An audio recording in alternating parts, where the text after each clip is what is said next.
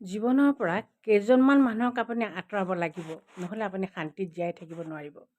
সেই মানুহকেইজন কেনেকুৱা হ'ব, ধৰক যাৰ বহুত ইগ' আছে, তেওঁ নিজকে বহুত ডাঙৰ মানুহ বোলাবৰ কাৰণে আপোনাক বহুত নীচ দেখুৱাব। তাৰমানে আপোনাক তলত ৰাখি তেওঁ যে ডাঙৰ সেই কথাটো বুজাবলৈ অহোপুৰুষাৰ্থ চেষ্টা কৰিব।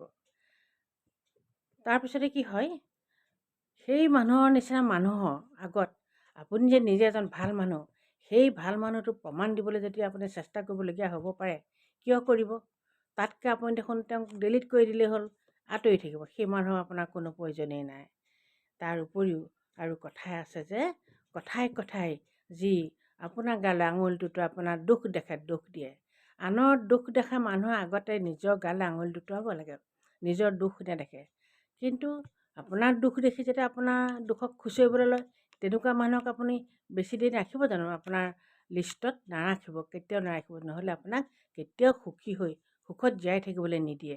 এইকেইটা অতি সাধাৰণ হ'লেও অতি বাস্তৱ আৰু প্ৰমাণ পোৱা কথা, ভাবি চাবচোন।